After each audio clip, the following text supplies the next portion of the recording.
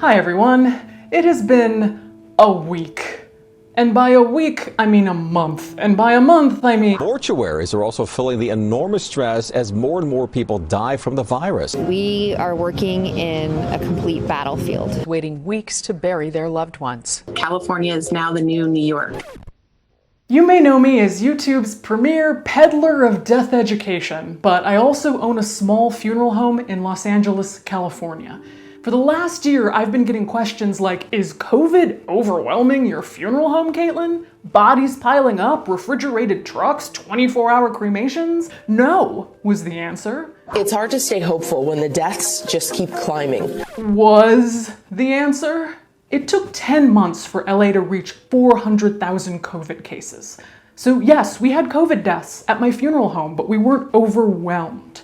But then came winter. Families traveling for Thanksgiving, disjointed government policy, weariness, and a desire for this just to be over. And boom, in December alone, 400,000 cases in LA. Humanitarian disaster. I cannot emphasize that strongly enough. It's like nothing I have ever seen. You may be thinking, LA is America's second biggest city. If it's really all that bad, we should be hearing all the celebs dying from COVID, right? That is a fundamental misunderstanding about Los Angeles. If your vision of LA is TikTok houses and paparazzi, that is not the LA I live in or the LA my funeral home serves. There are vast stretches of Los Angeles that are primarily home to Latino and Black people. Those communities are filled with frontline workers who live in densely situated, multi-generational homes, many of which are low income. They can't not work or work from home, and they can't just live somewhere else. These are the people who are filling our funeral homes. To put a human face on this, there was a bus driver living in South LA who migrated from El Salvador. He lived with his mother and children. The family doesn't know how COVID infected their home, but the whole family has it. COVID has put him on the brink of death and he doesn't have health care. Calling an ambulance would just mean driving around in circles. They have nowhere to go, no hospital to take him to. You hear the sirens all night long. So he dies at home. A police officer has to come sit with the body until a funeral home picks him up, but no funeral home has room. This is not a home funeral, by the way, the magic of a body in a living room, the family making an informed choice to care for their own dead. There's no magic when you have no idea if you are going to be able to get anyone, no matter how much you pay them, to pick up this body. So, how did this happen? We know how this happened. But the question that I think about all day, every day, is where is the government? This has been going on for almost a year. This didn't catch you by surprise. What are you guys doing, huh? The fact that the government feels no need to step in at all is so frustrating, especially since they killed a lot of these people.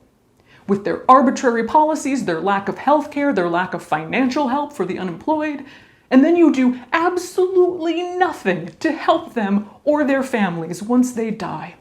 You don't provide any money to get them cremated or buried. You don't even provide refrigerated storage for their bodies so their families at least know they're somewhere safe. Things like refrigerated trucks, communal burials, mobile crematoriums, those aren't the enemy. Those are the solutions. My issue is we don't have any of those. They sent the National Guard in to help at the coroner's office, which is good. The coroner is also wildly, hopelessly overwhelmed with bodies. But that's a little help for one link in a very long chain. So who's left responsible for all of these bodies? Funeral homes. It's a mass casualty disaster, and the government is like, small-time capitalism will handle this best. No, it won't. No one thinks that. Funeral directors don't even think that. This is a ragtag crew of funeral homes, of extremely small private businesses with no centralized coordinating ability. The government has the idea, I think, that the private market will step in here, and the funeral homes that can figure it out by paying the money to bring in their own large cold storage trucks will rise to the top and get the business. One, we don't have time to wait for that, and two, that doesn't help the families at all. When you are frantically calling anyone to help you with your dead, large corporate funeral homes may be the only ones who have the capacity to pick up your family member. And then the second that they pick them up, you are on the hook for a bare minimum $4,000 cremation. If you need a burial for religious or personal reasons, that's a year's salary. I hate the idea of private businesses and donors stepping in where the government should be, especially in a mass disaster situation. But frankly, Amazon would be handling this better. At least they have trucks and workers. Mackenzie Bezos, hey, what's up? Bill Gates, help, help. Elon Musk, you wanted to build a submarine for those Thai cave divers. What you up to? I am not an expert on natural disasters and mass death, that should go without saying, but here's what I think should be happening. There should be one phone number. If a death has occurred from COVID or suspected COVID, the family can call the number and it goes to a central command, an abandoned WeWork or something with tumbleweeds rolling through the background. To start, it's staffed by about 30 people. FEMA, or Federal Emergency Management, California National Guard, and death care experts, drivers, phone operators. The phone operator takes all the information from the family. A driver picks up the body and brings it to a well-managed location that is clean, bright, cold, well-labeled, so the family knows their dead are safe. The death certificate is fast-tracked through the county, and the family is told, "We are so sorry this is happening.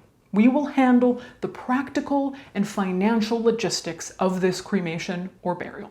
This should have been the plan since the beginning of the pandemic. If the right person was given the power and, I don't know, $1 million, $500,000, this could be up and running in several days. This sounds like I don't like the government. No, I love big government that supports and cares for all its citizens, especially its more vulnerable. I don't know how much more vulnerable you get than overflowing freezer trucks full of low-income corpses from LA's least supported neighborhoods. And I get it. The pandemic has stolen a year of our lives. You're sick and tired of it. Me too. Not being able to engage in simple social pleasures can feel intolerable and unfair, but some of us seem to have lost the plot.